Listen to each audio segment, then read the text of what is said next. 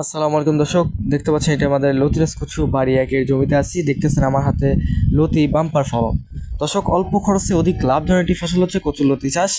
তো এটি প্রায় 1.5 থেকে 2 হাত লম্বা হয়ে থাকে এবং মাত্র 12 থেকে 14টা লতিতেই 1 কেজি ওজন হয়ে যায়। আপনারা যারা লতিরাজ কচু বাড়ি এক চাষ করতে চান, দেখা যাচ্ছে যে ভালো মানের চারার জন্য রোপণ করতে পারতেছেন না, তাদেরকে বলতেছি যে ভালো মানের চারা সংগ্রহ করে চাষ করুন। এই যে দেখেন হাতে যে লতিগুলো, এটা কালার কিন্তু সেম সবুজ। তো এটি লাগানোর মাত্র 30 থেকে 35 দিন পর থেকে গাছে লতি আসা শুরু করবে।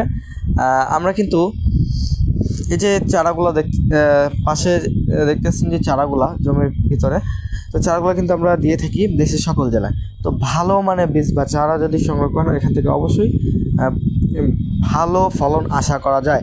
বাংলাদেশের সবথেকে নাম্বার 1 সবজি হচ্ছে কচুর লতি। তো যারা কচুর লতি চাষ করতে চান, দেরি না করে এখনই যোগাযোগ করুন স্ক্রিনে দেওয়া নাম্বারে।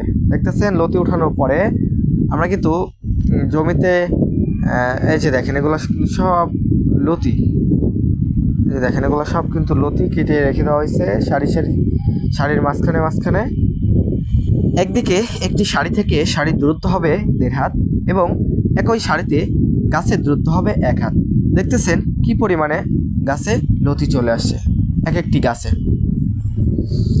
দর্শক, শ্যাওলার কারণে বুঝে নেওয়া গেলে আপনারা কিন্তু এই নমুনা কিন্তু দেখতে পাচ্ছেন। এখন প্রতি 1 বিঘা বা 33% জমি থেকে আপনারা 8 থেকে 10 মণ লতি উঠাতে পারবেন।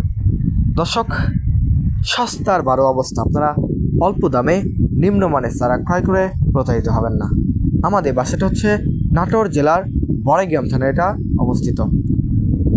আমরা Sundarban courier service, Karatoya courier service, SA পরিবহন, সওদাগর বা বিভিন্ন ট্রান্সপোর্টের মাধ্যমে কিন্তু বা কুরিয়ার সার্ভিসের মাধ্যমে আমরা কিন্তু দেশের সকল জেলায় চারাগুলা পৌঁছে দিয়ে থাকি আপনাদের হাতে নাগালে,